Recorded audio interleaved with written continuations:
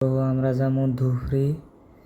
তো জৈন বাজার থেকে আমরা যাবো জৈনাথ, জৈনাথ থেকে যাবো আমরা আপনার ধুবড়ি। তো পিলপিলিতে গেতাছি, তো ভাঙ্গা রাস্তা অনেক, তো পিলপিলি দুনিয়ার হিলসে ডুলছে।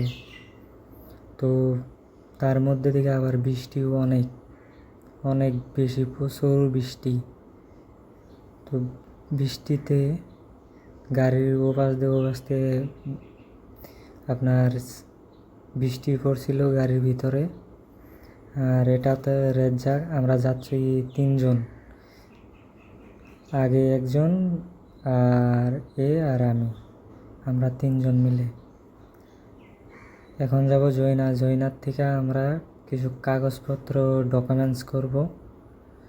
তো ডকুমেন্টস করে ওখান থেকে আমরা যাব ধুবড়ি। আর জৈনা আমাদের লোক আছে 2 জন আরও, তো ওদের সঙ্গে যায় দেখা করব প্রথমে।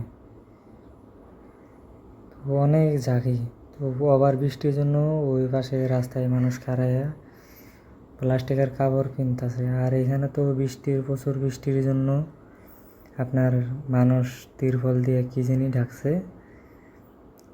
তো এখানে এসে পৌঁছালাম, এখানে আসলাম ফটো স্টাটের দোকানে, কিছু কাগজপত্র ডকুমেন্টস করতে হবে। আর ও হচ্ছে রাজু হয়ে যাবে, আর আমি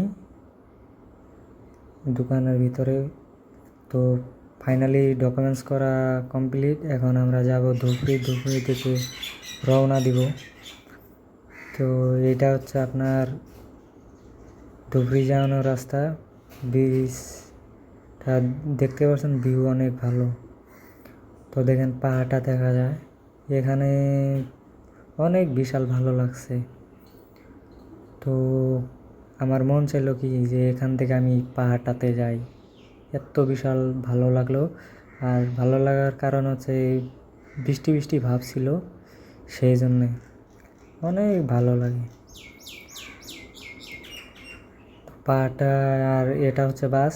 আমরা তো প্রথমে আসছিলাম টমটমি দিয়ে, এখন আমরা চড়েছি বাসে। তো রাত হয়ে গেছে অনেক, সেই জন্য আর ভিডিও দিতে পারিনি। তো এখানে আমরা ধুবড়ি নেমে তো হোটেল আছি খাওয়ার জন্য। তো ভালো থাক।